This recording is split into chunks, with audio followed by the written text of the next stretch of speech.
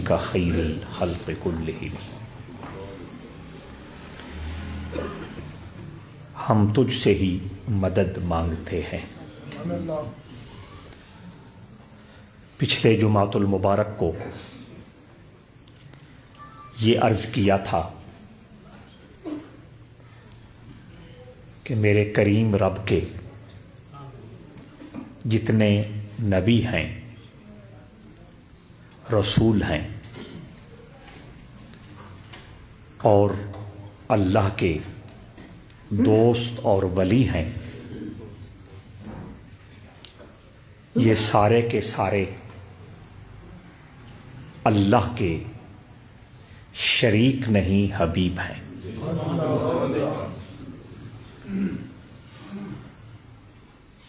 اللہ کا شریک بت ہے جن کی لوگ پوجا کرتے تھے، جن کو خدا مانتے تھے، جنہیں عبادت کے لائق سمجھتے تھے، جنہیں خالق، رازق اور مالک کا درجہ دیتے تھے۔ لیکن انبیاء، رسل اور اولیاء کرام اللہ کو راضی کرنے کی وجہ سے اس کے دروازے پر مکمل طور پر جھک جانے کی وجہ سے اور اس کی محبت و معرفت کے جام پی جانے کی وجہ سے اللہ کے اتنا قریب ہوئے، نزدیک ہوئے کہ اللہ نے انہیں اپنا محبوب اور حبیب فرما دیا۔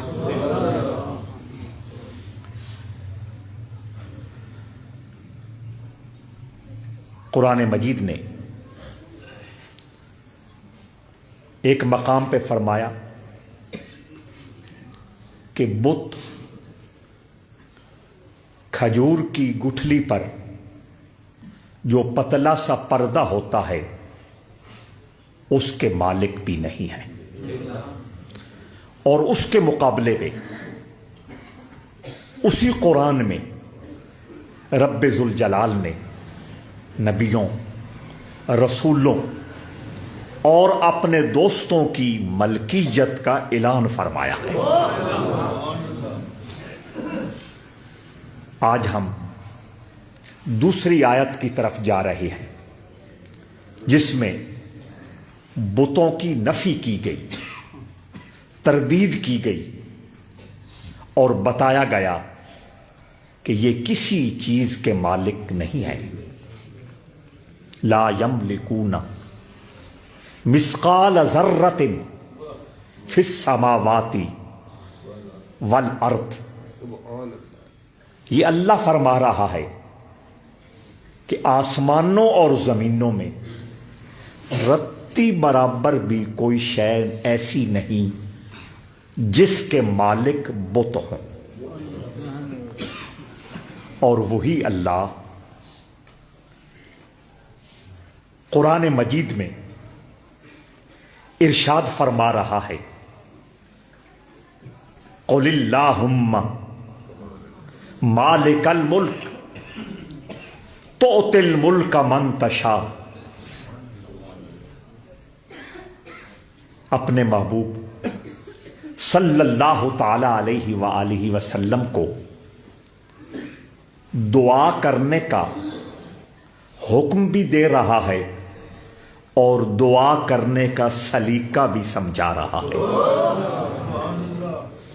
پھر کیا خیال ہے، حکم بھی دے اور دعا کا طریقہ بھی بتلائے، پھر اپنے حبیب کی جھولی خالی رکھے۔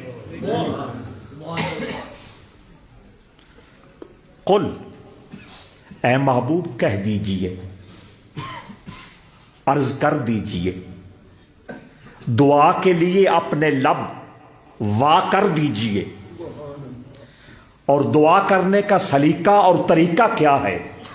اللہم، اے اللہ.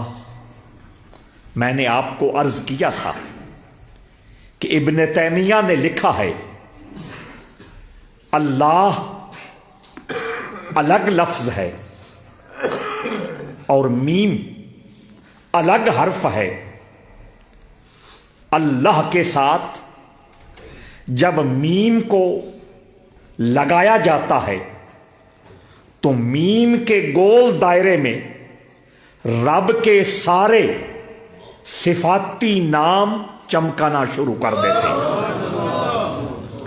گویا اللہم کہنے والا مسلمان یہ کہہ رہا ہوتا ہے اے اللہ، اے رحمان، اے رحیم، اے ستار، اے غفار، اے قہار، اے جبار، اے مالک الملک. اس کے ذاتی نام سے بھی اس کو پکار رہا ہوتا ہے اور اس کے سارے صفاتی ناموں سے بھی اسے پکار رہا ہوتا ہے. قل اللہم، بولیے، فرمائیے، عرض کیجئے اے محبوب، اللہم، اے اللہ، مالک الملک، تو ملک کا مالک ہے. توجہ، پتھر کے بت، مٹی کے بت، آگ کو خدا کہنے والے، سورج، ستاروں، چاند کو خدا ماننے والے، ان کے بارے میں اللہ کہتا ہے آسمانوں اور زمینوں میں یہ مخلوق رتی برابر کسی چیز کی مالک نہیں. اور یہاں فرما رہا ہے اے محبوب عرض کرو مالک الملک، اللہم، اے اللہ، مالک الملک، تو ملک کا مالک ہے. تو تل ملک کا من تشاء، جس ملک کا تو مالک ہے وہ جسے چاہتا ہے وہ ملک عطا کر دیتا ہے. اور وہ ملک پھر اس شان سے عطا ہوا اور اس کمال سے عطا ہوا.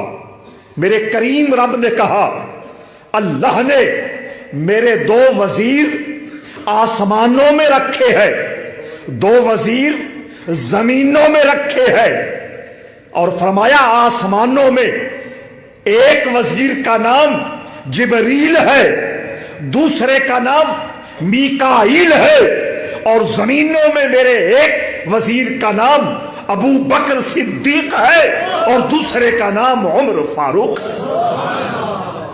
وزارتیں وہیں ہوا کرتی ہے جہاں تخت ہوا کرتے ہیں، جہاں بادشاہت ہوئی کرتی ہے. تو قل اللہم مالک الملک تؤتی الملک من تشاء، اے اللہ تو ملک کا مالک ہے، جسے چاہتا ہے ملک عطا کر دیتا ہے.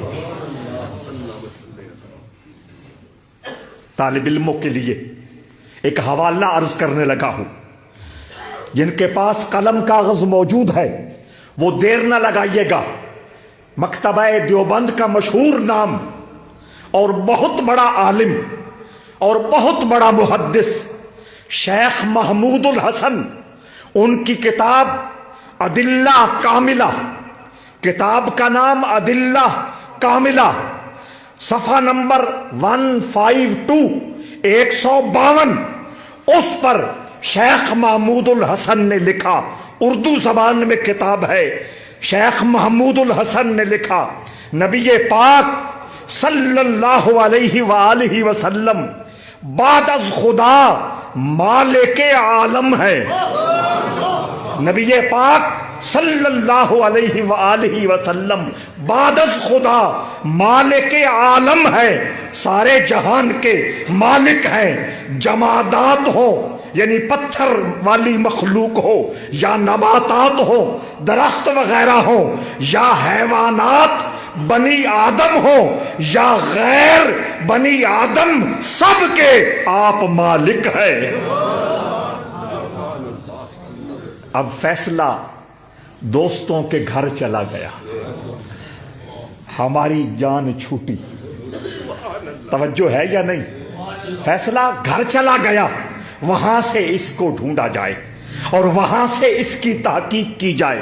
میں نے بات کو بڑھانا نہیں، چونکہ ہم قرآن مجید کا ترجمہ اور تفسیر پڑھا رہے ہیں، تو اس کی تشریح کرتے ہوئے جو بنیادی علوم اور بنیادی عقائد اور بنیادی ضروری مسائل ہیں، ان کو محبت کے ساتھ، دلیل کے ساتھ اور خوبصورتی کے ساتھ اپنے سننے والوں تک پہنچانا ہے۔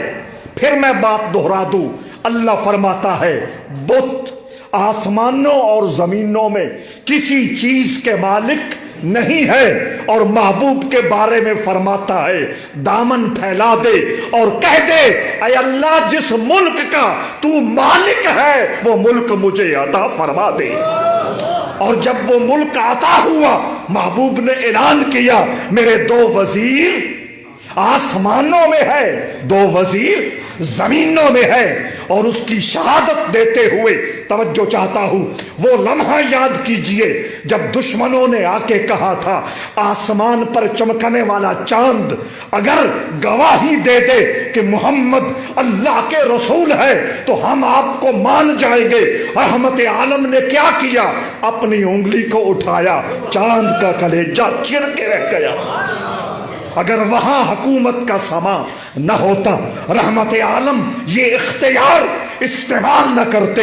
جب دشمن ہجرت کے دنوں میں سر پہ پہنچ گیا، صدیق اکبر نے عرض کیا دشمن خدا سر پہ پہنچ گیا ہے، زمین سے کہا اسے نگل جا۔ قل اللہم مالک الملک تؤتی الملک من تشاء۔ تیسری آیت پڑھنے لگا ہوں جو بتوں کے بارے میں نازل ہوئی، بھرپور توجہ کا طلبگار ہوں۔ میرا اللہ فرماتا ہے میں بالکل موازنہ کر رہا ہوں، ایک طرف اللہ کا قرآن پڑھ کے بتوں کی تردید کرتا ہوں اور اسی قرآن سے حبیبوں کی تعریف کرتا ہوں۔ کوئی میں اپنی طرف سے بات نہیں کر رہا، سب چیزیں آپ کے سامنے موجود ہے، ریکارڈنگ میں موجود ہے، جب جس کا جی چاہے تسلی سے بیٹھ کے تسلی کر لے۔ حضرات ذی وقار اللہ فرماتا ہے ان الذین تدعون من دون اللہ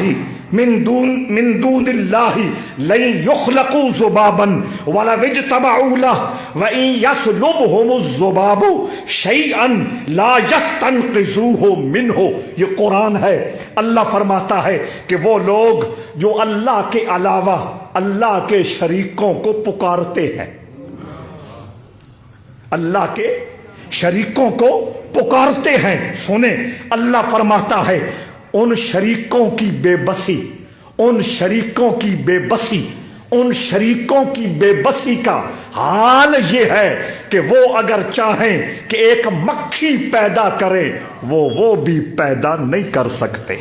اور اللہ آسمانوں کا خالق، زمینوں کا خالق، چاند کا خالق، سورج کا خالق، ستاروں کا خالق، سیاروں کا خالق، پہاڑوں کا خالق، جنوں کا خالق، فرشتوں کا خالق، حضرت انسان کا خالق، محمد کریم کا خالق۔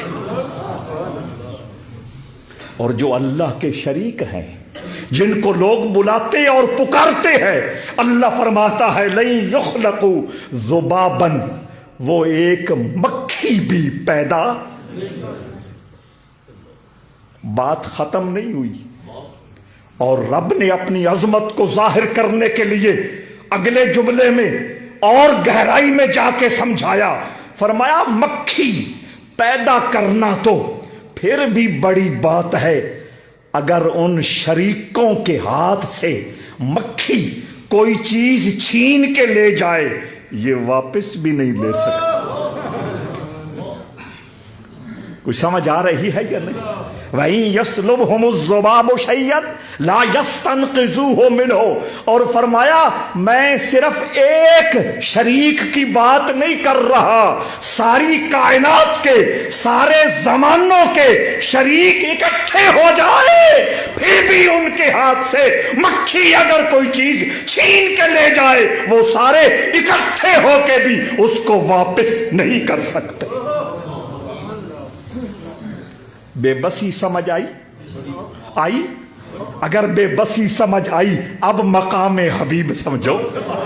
ایک طرف یہ بے بسی ہے کہ مکھی ان کے ہاتھ سے کوئی چیز چھین کے چلی جائے وہ واپس لانے کی طاقت نہیں رکھتے، اور ایک حبیب بولا انی اخلق لکم من الطین کہیئت الطیر فانفخ فیہ فیکون طیرن بِإِذْنِ اللہ۔ اب ایک حبیب بولا، وہ بے بسی بھی آپ نے سن لی، وہ بے کسی بھی آپ نے سن لی، وہ مجبوری بھی آپ نے سن لی۔ اب حبیب بولا، ایک حبیب بولا میں اپنے ہاتھوں سے مٹی سے پرندے بناتا ہوں، ان میں دم کرتا ہوں، وہ زندہ ہو کے اڑ پڑتے ہیں۔ کچھ سمجھ آ رہی ہے یا نہیں؟ تھوان کوئی اگر سالسی کرنی پئی تو ہون گڑڑی چال ایسو، بالکل گھبرانے کی ضرورت نہیں ہے۔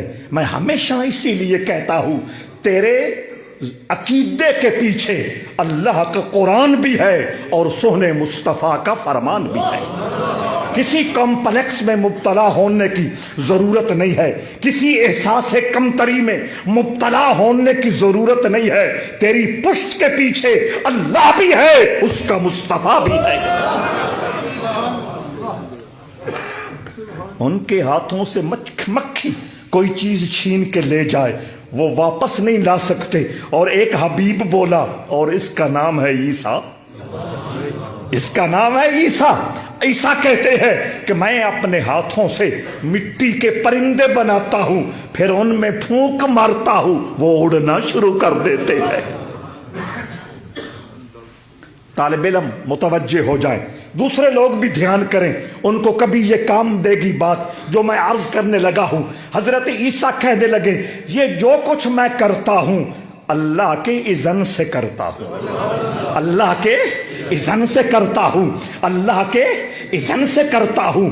یہ جملہ کچھ لوگوں کو بڑا سوادی لگتا ہے اور بڑا مزہ دیتا ہے اور بڑا سکھا دیتا ہے۔ کہتے ہیں بِإِذْنِ اللہ کہا، اللہ کے حکم سے کرتا ہوں، اللہ کے حکم سے کرتا ہوں۔ اگر اللہ کا حکم نہ ہوتا میں یہ نہ کر سکتا۔ نہ دوستو، بہت توجہ چاہتا ہوں، بہت توجہ چاہتا ہوں۔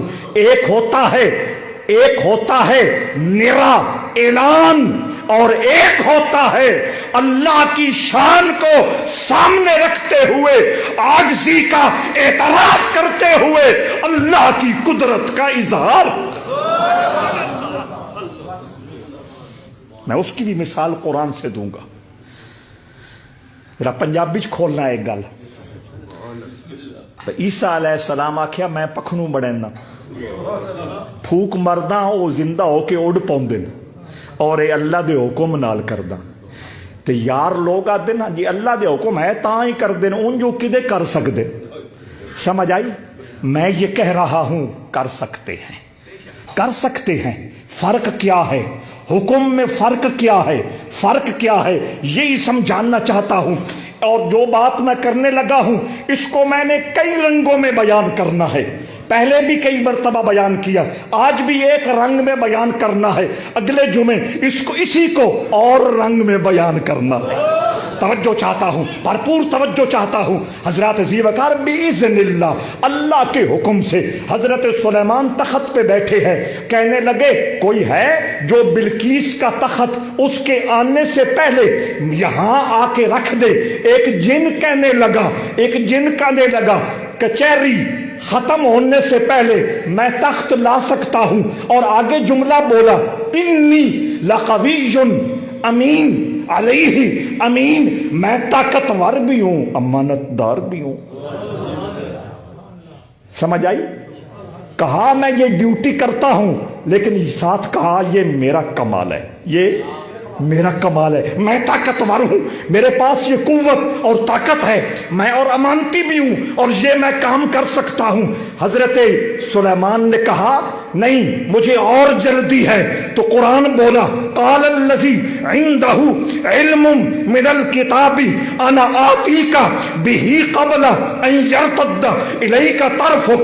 हजरत सुलेमान का एक दरबारी बैठा था, इंसान था, उसके सीने में आसमानी किताब ज़बूर का नूर था। वो कहने लगा आंख झपकने से पहले मैं वो तख्त ला सकता हूं, लेकिन साथ ही आजिज़ी और मिस्कीनी की तस्वीर बन के कहने लगा हाज़ा मिन फ़ज़्ल रब्बी। समझ आ रहा मिजाज? वो कहता है मैं बड़ा ताकतवर हूं, मैं बड़ा अमानती हूं, मैं ये काम कर सकता हूं, और ये कहता है मैं आंख झपकने से पहले लाऊंगा, पर मेरा इसमें कोई कमाल नहीं, ये मेरे रब का फजल है।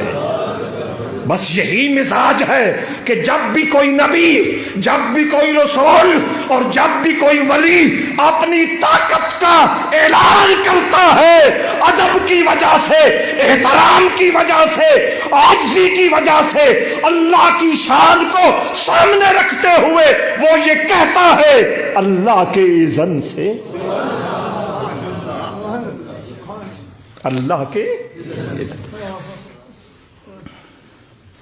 साद लोग बाद में मुझे ये मसला याद कराएं, कल इस पे मैं और बात करूंगा, वो मजमे में बात नहीं हो सकती, वो सिर्फ इशारा ये देना है।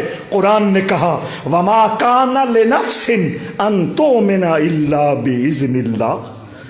ये आयत जुड़ती है इसके साथ, वो बात खालिस इल्मी हो जाएगी, बात मुश्किल हो जाएगी दोस्तों को समझना, इसलिए मैं उसको यहाँ छेड़ नहीं रहा, तवज्जो चाहता हूँ। अब मैं अर्ज कर रहा था, हजरत ईसा ने कहा अल्लाह के इज़्न से।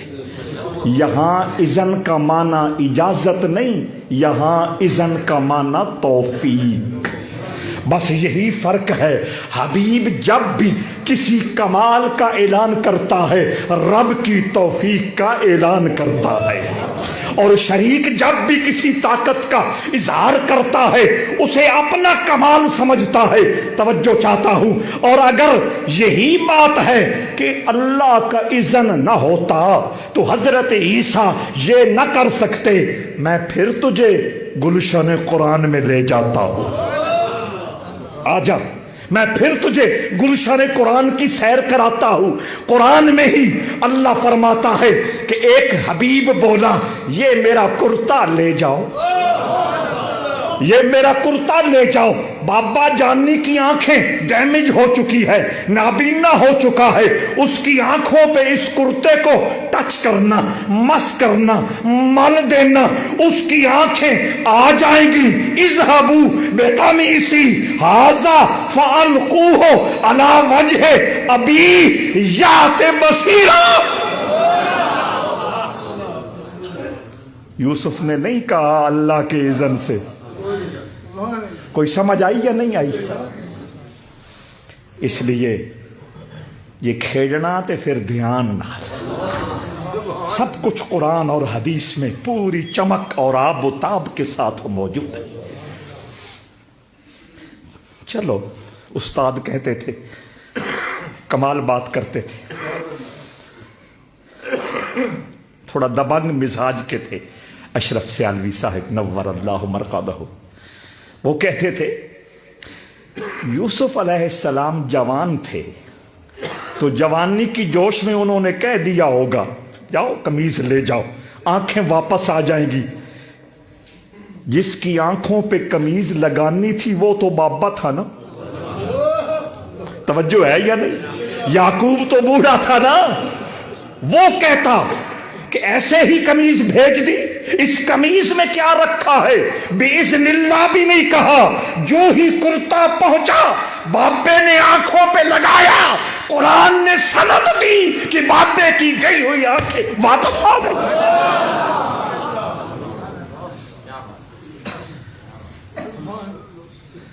वो सूतर وہ سوت جو حبیب کے جسم سے لگ جائے وہ بھی شفا کا پیغامی بن جاتا ہے۔ اس وجود کی اپنی کیفیت کیا ہوگی، اور پھر جو حبیبوں کا حبیب ہے۔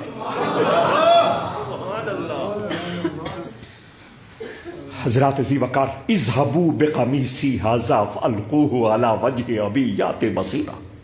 بس میں بات کو ختم کر رہا ہوں۔ وہ آیت آپ نے ذہن میں رکھنی ہے کہ ان کے ہاتھوں سے مکھی کوئی چیز چھین کے لے جائے، ساری دنیا کے شریک اکٹھے ہو کے اس کو واپس لانے کی طاقت نہیں رکھتے۔ اور ادھر حبیبوں کا یہ عالم ہے کہ ان کے جثے کے ساتھ جو سوت ٹچ کر جاتا ہے وہ بھی کھوئی ہوئی آنکھوں کو واپس لا سکتا ہے۔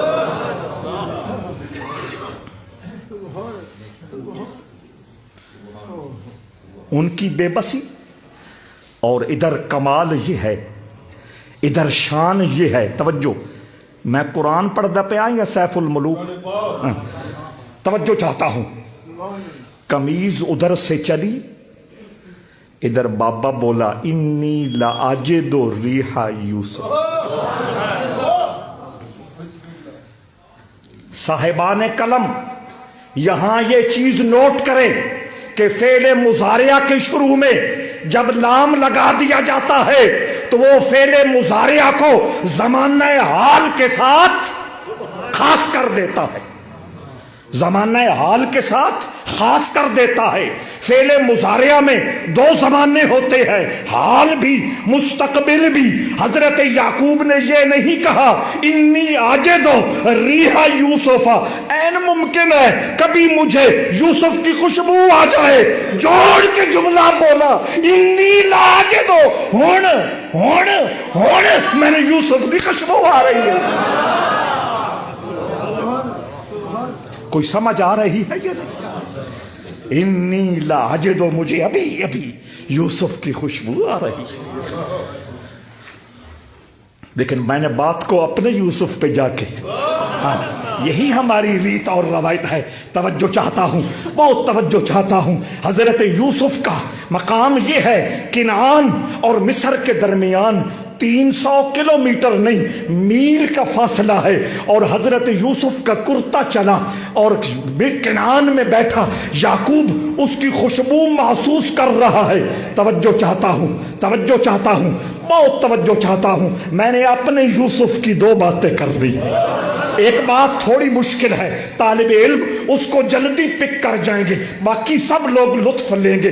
پہلی بات مشکل کر لوں تاکہ بات کو سمجھنا بعد میں آسان ہو جائے۔ آقا کریم صلی اللہ علیہ وآلہ وسلم نے ایک مرتبہ مجلس میں بیٹھے یہ ارشاد فرمایا، توجہ چاہتا ہوں، جب کسی نیک بندے کی روح جسم سے نکلتی ہے پورے ماحول میں خوشبو، پورے ماحول میں خوشبو، پورے ماحول میں خوشبو، پورے ماحول میں خوشبو۔ اب میں نے یہ بات کی ہے، مجھے تو خوشبو نہیں آئی، بات ہی کی ہے نا، خوشبو نہیں آئی۔ آپ میں سے کسی کو آئی؟ نہیں آئی، خوشبو نہیں آئی۔ ویسے خوشبو آ رہی ہے کہ مقام مصطفیٰ کی بات ہو رہی ہے۔ میں اس خوشبو کی بات کر رہا ہوں جو باقاعدہ عطر لگانے سے آتی ہے، میں اس خوشبو کی بات کر رہا ہوں۔ بہت دھیان، طالب علم اور زیادہ توجہ کرے۔ آقا نے فرمایا نیک روح جب جسم سے نکلتی ہے پورے ماحول میں خوشبو خوشبو خوشبو پھیل جاتی ہے، اور اگلے جملے میں فرمایا کافر کی روح جب جسم سے نکلتی ہے پورے ماحول میں بدبو بدبو بدبو۔ یہ جملہ کہنے کے بعد حضور نے اپنے ناک پہ کپڑا رکھ لیا۔ حدیث میں نے بھی سنائی ہے، نہ خوشبو آئی نہ بدبو آئی، ایسا ہی ہے نا، اور حضور نے ناک پہ۔ طالب علم توجہ کرے، آپ نے پڑھا ہے ایک تصور ذہنی ہوتا ہے، ایک تصور خارجی ہوتا ہے۔ ایک تصور ذہنی ہے، ایک تصور خارجی ہے۔ بھائی یوسف علم اس کا نام ہے، تصور ذہنی، تصور خارجی، یعنی ایک خیال، تصور کا معنی خیال، ایک خیال ذہن میں آتا ہے اور ایک خیال باہر موجود ہوتا ہے۔ تصور ذہنی، تصور خارجی۔ میں عام دوستوں کو سمجھانے کے لیے بڑی سادہ مثال دوں گا۔ کوئی شخص اگر یہ بیان کر رہا ہو پانی میں بندہ چلا جائے اور تیرنا نہ جانتا ہو وہ ڈوب جائے گا، ممبر پہ بیٹھ کے یہ بات کر رہا ہے، یہ بات سمجھنے والے سمجھ تو جائیں گے لیکن کرنے والا ڈوبے گا؟ وہ تو کرسی پہ محفوظ بیٹھا ہے۔ سمجھ آئی؟ ایک خیال پیش کر رہا ہے کہ پانی میں بندہ ڈوب جاتا ہے، بیان کرنے والا خیال پیش کر رہا ہے آگ میں آدمی جل جاتا ہے، لیکن یہ بات کرنے سے کبھی کوئی جلا؟ بس یہ بات آپ کو سمجھ آ گئی۔ پانی میں ڈوب جاتا ہے یہ ایک خیال ہے، اس خیال سے کوئی ڈوبتا نہیں ہے۔ آگ سے انسان جل جاتا ہے، یہ بات کرنے سے کوئی جلتا نہیں ہے، لیکن یہ تیرا اور میرا حال ہے جب رسول اللہ نے کہا۔ اب سمجھ آئی یا نہیں آئی کہ بد روح جب جسم سے نکلتی ہے تو بدبو؟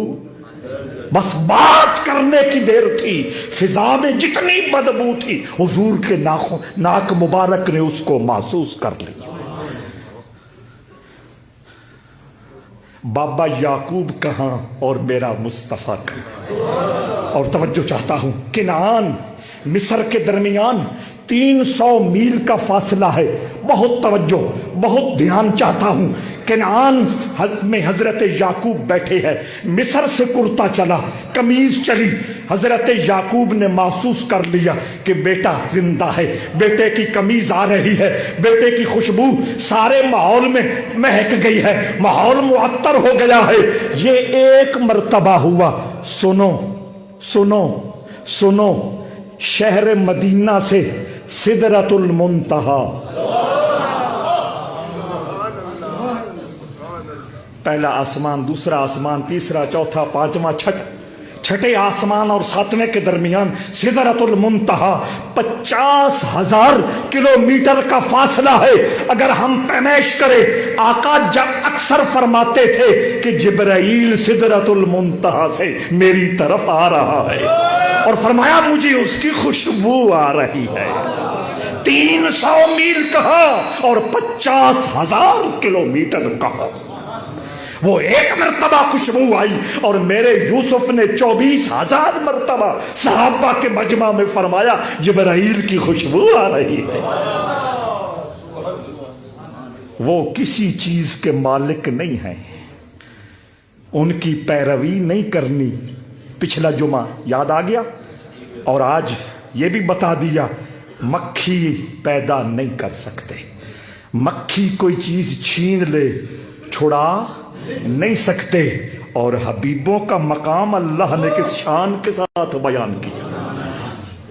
ابھی بات چلے گی وَإِيَّاكَ نَسْتَعِينُ، یہ میں دعا ہی کر رہا ہوں، ہم تجھ سے ہی، تیری توفیق سے ہی بات چلے گی۔ بات کرنا بھی اسی کی توفیق سے، بیٹھنا بھی اسی کی توفیق سے، سننا بھی اسی کی توفیق سے، سمجھنا بھی اسی کی توفیق سے، اور محبت کے لہو سے روح کو آباد کرنا اسی کی توفیق سے۔ ایصال ثواب۔ حضرت خواجہ ہند الولی معین الدین اجمیری رضی اللہ تعالیٰ عنہ کا کل عرس مبارک بھی تھا، آج بھی ختم شریف کا اہتمام ہوا ہے۔ سب لوگ سورۃ فاتحہ اور کل شریف پڑھ کر جب عنایت فرمائیں گے تو نیت کریں گے کہ ہم آپ کی روح کو بھی ثواب پیش کر رہے ہیں۔